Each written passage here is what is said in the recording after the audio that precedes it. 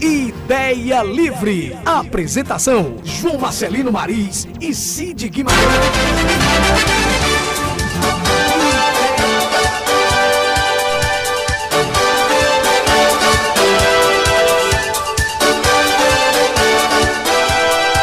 O programa Ideia Livre está aqui nos estúdios com o advogado e professor universitário, Dr. Lafayette Pires Gadelha, que vai falar um pouco aqui sobre o processo das cores, né?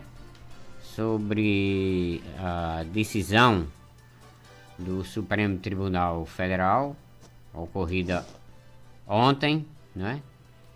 E que tornou o prefeito de Souza, Fábio Tairano Braga de Oliveira, como inelegível em face da suspensão de seus direitos políticos.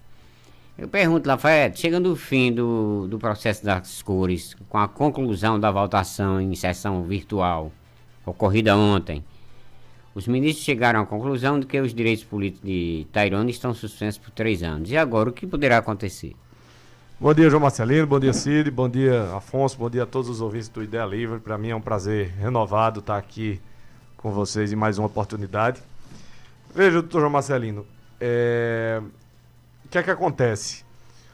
O voto do ministro Fachin foi muito claro e acompanhado pela maioria da Corte, do Supremo Tribunal Federal, diga-se de passagem, uma maioria muito larga, foram 10 votos a 1, e o voto do ministro Fachin é muito claro, no sentido de que os embargos, quando com intuito meramente protelatórios, tendo em vista que a discussão de mérito ela já encontra-se praticamente encerrada, não há mais o que se discutir quanto ao mérito, ela dá ensejo, essa interposição meramente protelatória, ela dá ensejo à certificação do trânsito em julgado e, por conseguinte, a baixa dos autos para o juízo de primeiro grau.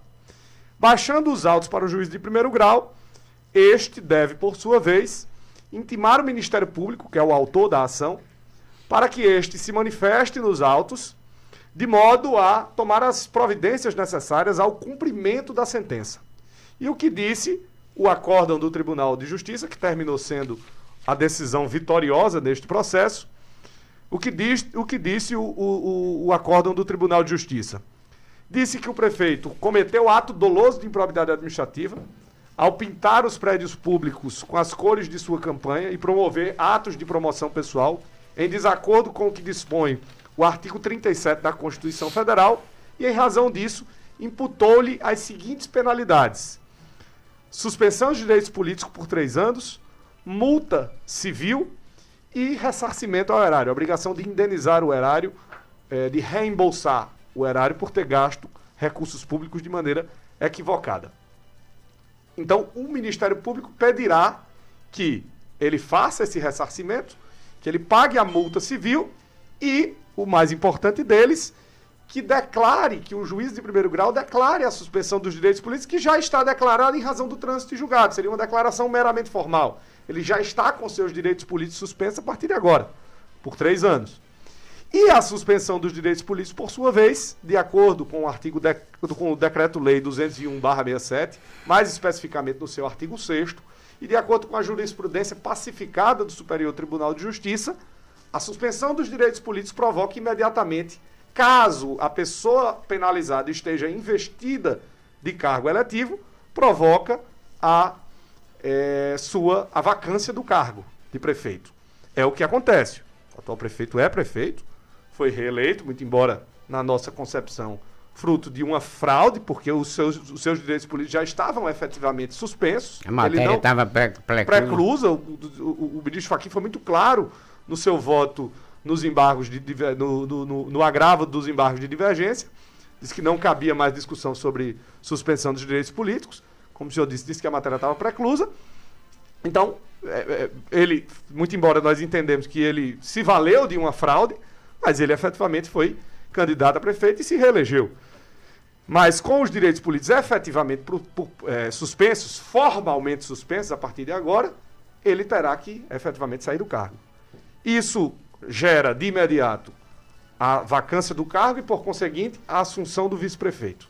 Logo nesse mês de dezembro. Exatamente. Mas é importante consignar que existe um recurso especial eleitoral sobre o seu registro de candidatura, que pode levar o Tribunal Superior Eleitoral a indeferir o registro de candidatura.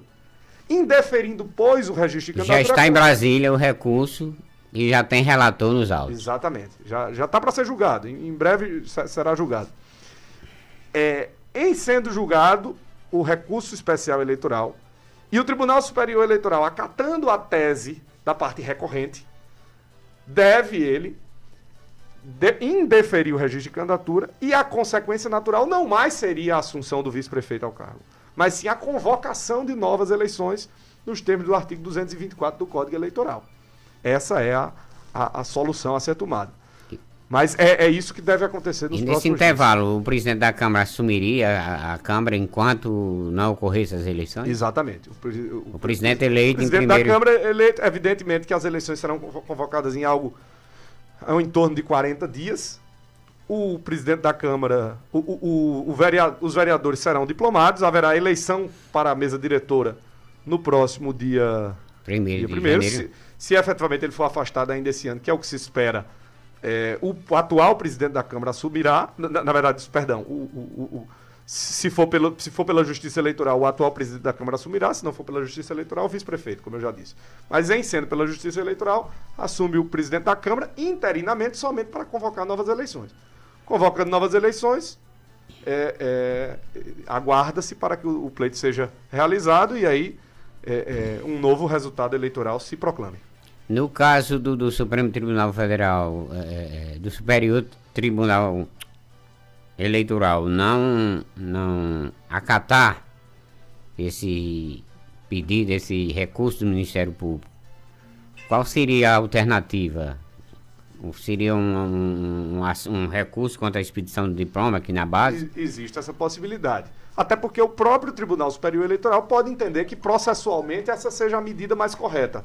3 dias depois da diplomação, entrar com um recurso contra expedição de diploma. Explicando para as pessoas aqui, de um modo geral, que talvez que não conhecem do direito, o senhor conhece muito bem, mas explicando para o seu ouvinte, o recurso contra expedição de diploma é uma ação, ele tem nome de recurso, mas na verdade é uma ação que se ajuiza em face do que a gente chama de inelegibilidade superveniente, Cid. O que é inelegibilidade superveniente? A gente analisa, eu digo a Justiça Eleitoral, evidentemente, a Justiça Eleitoral analisa as hipóteses de inelegibilidade, se a pessoa tem alguma inelegibilidade, se a pessoa é inelegível, por ocasião do registro de candidatura. Depois que registra, passados 5 dias, se ninguém impugnou, se o juiz mesmo não identificou nenhuma inelegibilidade, morreu. Não tem mais o que se discutir no registro de candidatura. Mas se, por exemplo, a pessoa não tinha uma causa de inelegibilidade na data do pleito, mas posteriormente ela surgiu uma causa de inelegibilidade, isso trata-se de inelegibilidade superveniente. É aquela que acontece após a data limite para o registro de candidatura e antes das eleições. Evidentemente que, como o juiz disse que o recurso era meramente protelatório, ele já estava com os direitos políticos antes disso. Portanto, antes das eleições. Já estava com os direitos políticos suspensos antes da eleição. Então, trata-se de uma inelegibilidade superveniente que pode ser combatida, como o senhor disse, através de recurso contra expedição de diploma. Eu entendo que talvez seja mais econômico para o tribunal julgar já no recurso especial eleitoral. Economia processual, né? Perfeitamente. Até porque já houve suscitação dessa matéria a respeito da suspensão dos direitos políticos. Na minha concepção, o tribunal poderia se manifestar através desse recurso especial eleitoral. No entanto, se ele assim não entender que essa não seja a via adequada, é possível o ajuizamento de um que nós chamamos de RCED, recurso contra expedição de diploma. Como já disse, não é exatamente um recurso, porque recurso é aquela peça processual que se interpõe contra uma decisão, não se está guerreando contra uma decisão, está simplesmente mostrando que existe um problema no registro de candidatura. O ministro Fachin e todos os ministros acompanharam, com exceção de Marco Aurélio, que os autos deveriam baixar imediatamente a origem sem a publicação do acórdão. E qual seria o instrumento, o documento que seria utilizado pelo Ministério Público ou pelos interessados para ajuizar essas ações? Não, aí A ata da sessão seria os autos serão baixados, chegará ao juízo de primeiro grau, que normalmente, em qualquer outro tipo de processo, no processo civil, como esse trata-se de um processo civil, né? É uma ação de probidade cível, não é uma ação criminal. Mas em qualquer uma ação de cobrança, por exemplo, vamos pregar aqui para as pessoas, uma analogia que as pessoas possam compreender. Você entra com uma ação de cobrança, quando transita em julgado, volta para o primeiro grau, e o primeiro grau, o que é que ele faz? Ele intima a parte que entrou, a parte vencedora, nesse caso foi o Ministério Público, para que ela possa fazer a petição de cumprimento de sentença. Que é a petição de cumprimento de sentença. Não vai mais se discutir nada a respeito do mérito. O mérito já morreu. Já morreu. Vai se discutir apenas quais são as consequências daquela decisão. E quais são as consequências da decisão do Tribunal de Justiça da Paraíba, referendada pelo STJ, referendada pelo STF. Ressarcimento ao erário, multa e suspensão dos direitos políticos, que, por conseguinte, em razão do prefeito estar no exercício do cargo, ocasiona a vacância da função. A perda do mandato. A perda do mandato. Mas, Lava, há um recurso extraordinário que está sobrestado no Tribunal de Justiça da Paraíba, né, em relação à aplicação do tema 576, referente ao caso de Tairone. Qual a sua análise sobre esse processo? Veja, esse recurso está sobrestado, trata-se de uma grandíssima má-fé processual. Porque você só interpõe um recurso extraordinário, em regra, de uma decisão, da última decisão proferida, que foi a decisão do Tribunal de Justiça. Eles interpuseram esse recurso extraordinário, que ficou sobrestado por quê? Porque eles alegaram que não era possível, nesse recurso extraordinário, aplicar a lei de improbidade administrativa, porque existe um regulamento próprio para prefeitos, que é o Decreto-Lei número 201/67. Você imagina que não só apenas ele, mas vários prefeitos do Brasil questionaram a aplicação da lei de improbidade administrativa para prefeitos. O que é que o STF faz por economia? Ele pega, junta todos os processos do Brasil e diz, vamos julgar só o primeiro. E depois a gente envia para os tribunais, paralisa todos os outros que estão sendo julgados, ficam todos suspensos, ou, como a gente diz no direito, sobrestados, até que haja o julgamento daquele primeiro caso que chegou no Supremo Tribunal Federal. Esse caso já foi julgado desde 2019. Se a defesa do prefeito tivesse de boa fé do ponto de vista processual, já teria mandado subir no início de 2020. E não o fez. Sabe por que não o fez? Para poder comer tempo lá no STF e exatamente praticar a fraude que cometeu. Mas já havendo o julgamento da repercussão geral, do caso que estava em repercussão geral. E foi inclusive o ministro Dias Toffoli o relator, né? Do tema 576, né? O relator, eu não me conheço. Alexandre Moraes. Alexandre Moraes. Foi Alexandre Moraes. E aí, o ministro Alexandre Moraes decidiu, acompanhado pela maioria da corte, e que se aplica, sim, a lei de improbidade administrativa para prefeitos.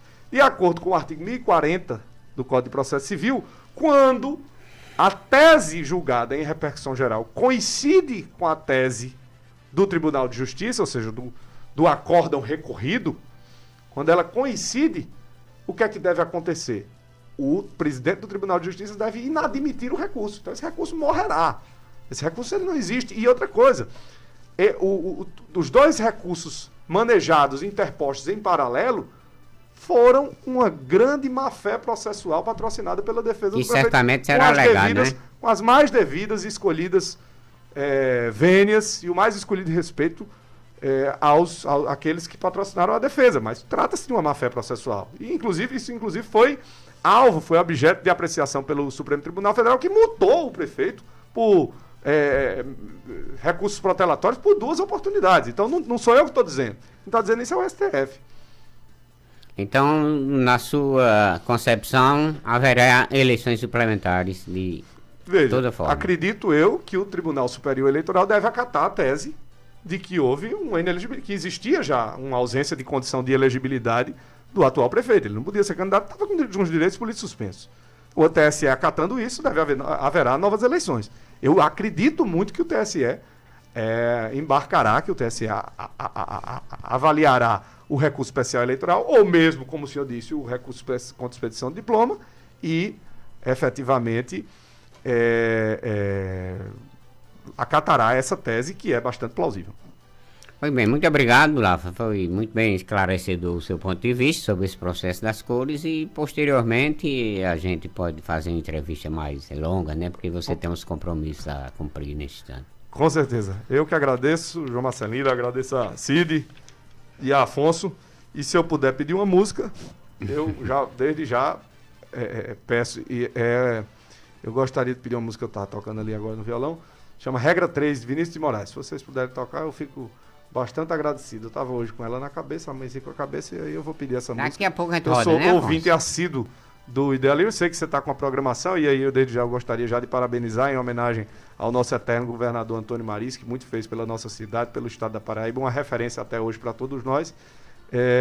E gostaria de pedir essa música e parabenizar pelo programa. Forte abraço muito e bom obrigado. dia.